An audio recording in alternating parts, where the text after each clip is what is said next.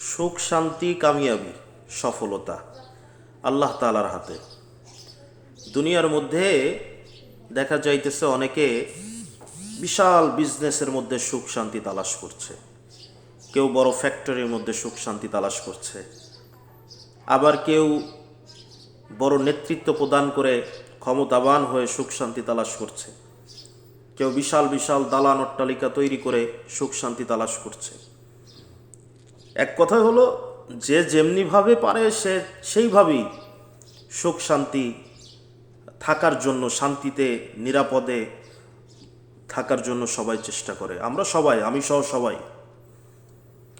কিন্তু বড় দালানওয়ালাও দেখা যাইতেছে ওই ভবনের মধ্যে বেইজ্জতি হচ্ছে, সম্মানহানি হচ্ছে। অনেক বড় ক্ষমতাধর রাতের আধারে পালিয়ে যেতে হচ্ছে, লুকিয়ে থাকতে হচ্ছে। অনেক বড় ক্ষমতাশীল লোকচক্ষুর অন্তরালে তার থাকতে হচ্ছে তার কৃতকর্মের জন্য। আবার অনেক বড় থেকে বড় ব্যবসায়ী হয়েছে, রাতের বেলায় তার ঘুম আসছে না, সুখ শান্তি এই ব্যবসার মধ্যে তিনি খুঁজে পাচ্ছেন না। এরকম অনেক সময় আমাদের সাথে কম বেশি হয়ে থাকে। তাহলে আমি শান্তিটা কোথায় পাব? সুখ এবং শান্তি এই যে শব্দটি, এটার সাথে আমি কিভাবে নিজেকে যুক্ত করব?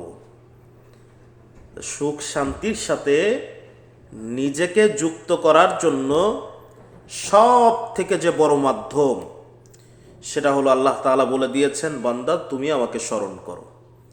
দুইটা জিনিস, যে বারবার তওবা ইস্তেগফার করে, যে বারবার তওবা ইস্তেগফার করে, যে বারবার তওবা ইস্তেগফার করে।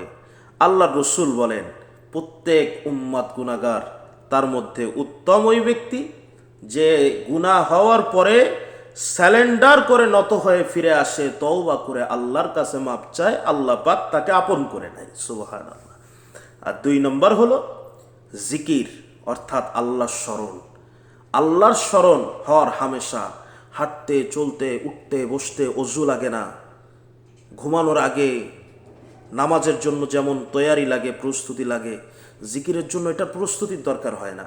হাঁটতে চলতে উঠতে বসতে সব থেকে ছোট্ট যে আমলটি, সেটা হচ্ছে মাওলা পাকের জিকির, আল্লাহ তাআলার জিকির করা। জিকির থেকে গাফেল ব্যক্তি শয়তানের ধোকায় পড়ে যায়। জিকির থেকে গাফেল ব্যক্তি শয়তানের ওয়াসওয়াসায় পড়ে দুনিয়ার লোভে, দুনিয়ার মোহে মাওলায়ে কারিমকে ভুলে যায়।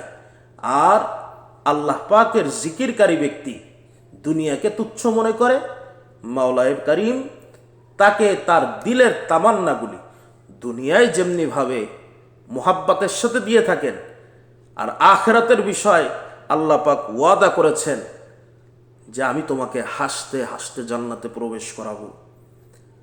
যে জিকির করে, দুনিয়ায় বসে আল্লাহকে স্মরণ করে, আল্লাহ তাআলা আসমানে বসে সেই বান্দাকে স্মরণ করতে থাকে। সুবহানাল্লাহ। তো যে আল্লাহ পাক যাকে স্মরণ করতে থাকে, তার চেয়ে সুখী মানুষ, তার চেয়ে মূল্যবান মানুষ, তার চেয়ে ভালো মানুষ আর কে হতে পারে?